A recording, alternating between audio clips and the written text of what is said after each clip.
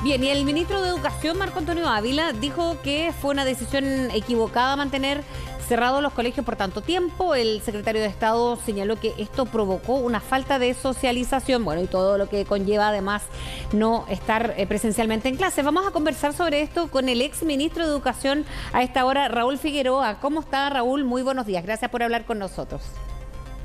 Hola, ¿cómo está? Muy bien, muchas gracias. Bien, usted ya ha contestado de alguna manera a las palabras del actual ministro de Educación. Él igual habló en plural, haciéndose también cargo como autoridad que asume de haber tenido tanto tiempo los colegios cerrados. Primero, ¿qué balance hace usted ya fuera del ministerio, Raúl?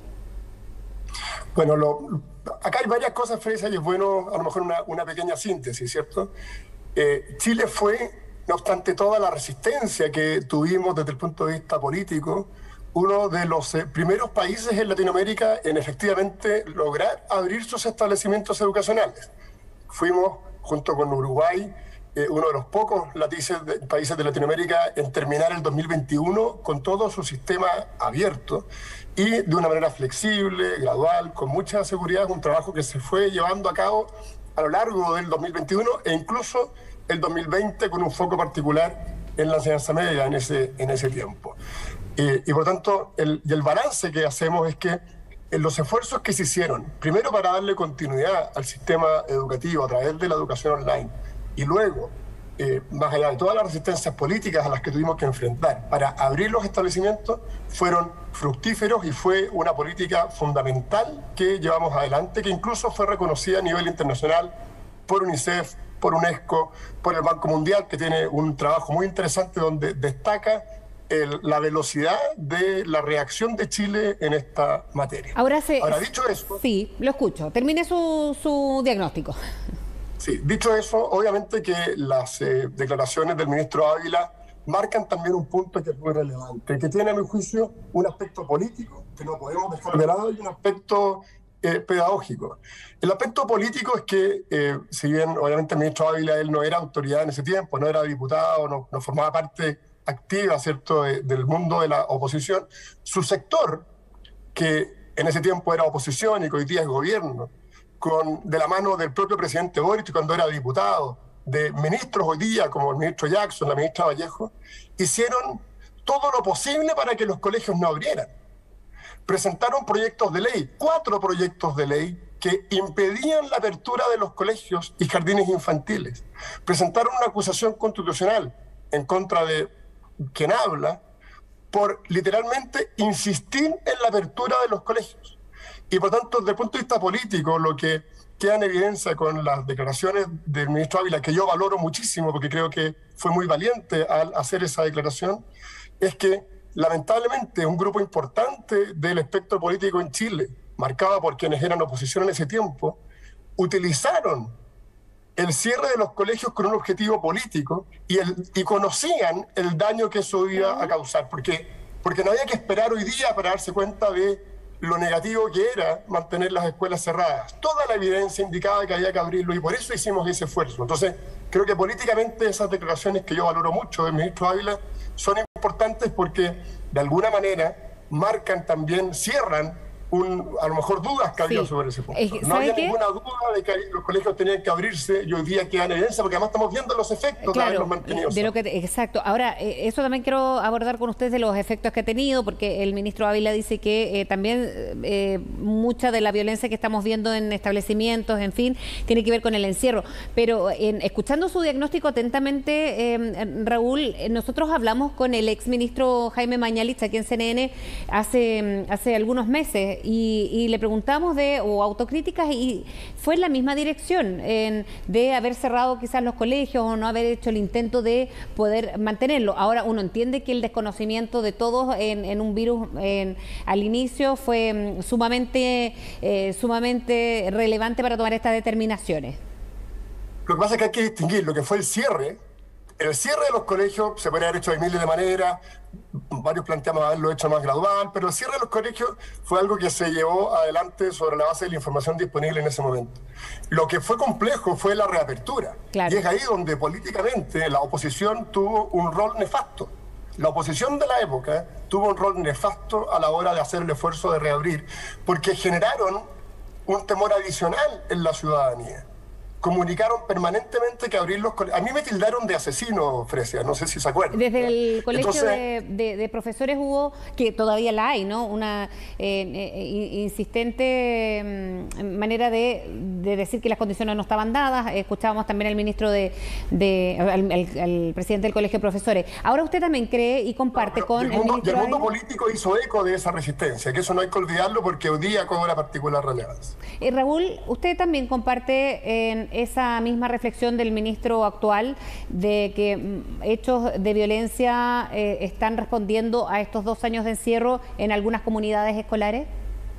Bueno, en parte ciertamente se debe a eso. De hecho, si usted se acuerda, nosotros lo conversamos varias veces, cuáles eran los posibles efectos de mantener las escuelas cerradas, ¿se acuerda? Sí. Y uno de los efectos muy claros era el deterioro en los aprendizajes, el deterioro en el desarrollo socioemocional y las consecuencias de esa falta de sociabilización, que se traducen, entre otras cosas, en posibles actos de violencia. Y por eso, en esto también hay que ser muy claro en cómo se comunica.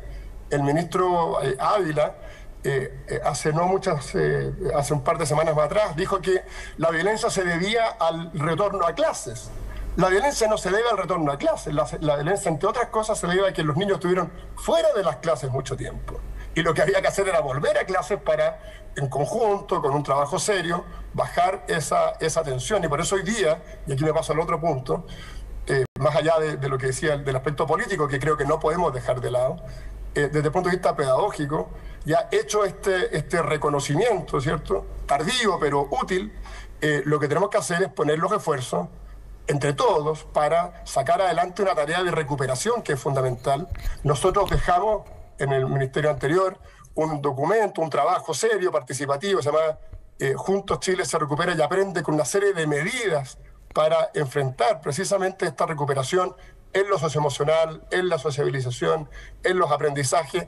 Por supuesto son perfectibles, pero creo que hay que pasar ya a elementos concretos. No podemos seguir y yo creo que ya el gobierno lleva ya una intelección suficiente como para pasar a políticas específicas. Ya no basta con decirte que hay que tener diálogo, que hay que conversar, está perfecto, pero bueno, ¿cuáles son las acciones concretas para enfrentar esta situación? Por ejemplo, se ha dado flexibilidad en el uso de la jornada escolar completa. Yo creo que la flexibilidad es muy importante. Formaba parte central del plan de apertura y es fundamental. Pero limitar la jornada no es lo mismo que hacerla flexible. Se dio una señal de que se podía limitar la jornada escolar completa. No sabemos cuántos colegios tienen esa jornada limitada, claro, sería bueno saberlo. Se ha dicho, por ejemplo, que parte importante de las políticas que se van a impulsar tienen que ver con eliminar el CIMSE. Yo creo que esa conversación hay que tenerla, porque ¿cómo vamos a enfrentar los efectos de la pandemia sin la información que el CIMSE entrega? Es fundamental tener este año, porque los años anteriores no se pudo llevar a cabo, información censal, completa, de cuál es el estado de los establecimientos educacionales a través de esa evaluación. Si se elimina el CIMSE este año, yo creo que sería el peor error que podría cometerse. Porque no tendríamos la información de base para constatar los efectos concretos de la pandemia en el sistema educativo, ni para desde esa base generar políticas sistemáticas de mejora. Sin información es imposible mejorar específicamente lo que pasa en un establecimiento educacional. Claro, es que el CIMSE siempre ha sido cuestionado quizás de la manera, a lo mejor podría ser otra calificación, pero usted dice esto para hacer el diagnóstico, para hacer el diagnóstico post pandemia. Claro, pero es una cuestión política la crítica. Y hoy día, las declaraciones del ministro dejaron en evidencia que de tanto politizar esto, los únicos que sufrieron las consecuencias fueron los niños. Entonces, ha llegado el momento con claridad de dejar de lado ese debate político. Hoy día el tema no es estructural, es lo que pasa en la sala de clase. Sí. Entonces, si vamos a seguir haciendo política sobre la base de lo que pasa en el sistema educativo, vamos a fracasar.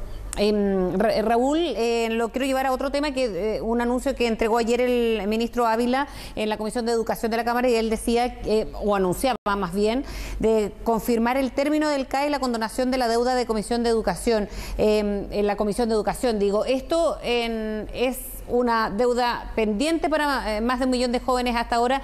¿Qué le parece primero el anuncio que hizo el ministro Ávila? A ver, son dos cosas. Eso está en el programa de gobierno del presidente Boric. Obviamente están en todo su derecho a ir concretando lo que está en su programa.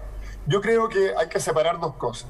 Un aspecto tiene que ver con mejoras al sistema de crédito. Nosotros hicimos un planteamiento muy concreto para modificar el CAE, sacar a la banca y establecer un mecanismo distinto de créditos blandos, contingentes al ingreso, en mejores condiciones aún, que permitía tanto para los futuros como los que hoy día tenían deuda, poder ordenar ese aspecto, y creo que ese es un camino razonable que hay que seguir. Cosa distinta es eliminar los sistemas de crédito y condonar toda la deuda educativa. Si se eliminan los sistemas de crédito, nadie lo dice esto, pero es importante, al eliminar el crédito, ocurre que aproximadamente la mitad de los alumnos que hoy día estudian con beneficio se quedan sin ese beneficio, y la pregunta es, entonces, ¿con qué instrumento van a seguir estudiando? ¿Se les va a dar gratuidad? ¿Esa gratuidad se ha costeado? ¿Hay claridad si eso se puede hacer en términos fiscales? ¿Cuál es la consecuencia hacia el futuro de esa condonación? ¿Los alumnos que están pagando dejarán de pagar? ¿Los que quieren ingresar a la educación superior y que necesitan de esos créditos blandos para estudiar, cómo lo van a hacer? Entonces, no es tan simple como decir vamos a eliminar los créditos. Sí. Y lo mismo con la condonación. La condonación de quienes hoy día tienen un crédito estudiantil, resulta que obviamente no son todos los que están morosos, que es del orden de un 40% de los que están en situación de pago. De ellos hay algunos que terminaron sus estudios, otros que no. Y muchos están pagando.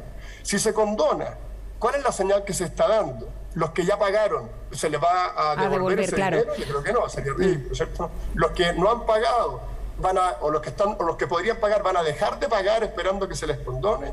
Hay que verlo. La condonación del CAE vale $10.000 millones.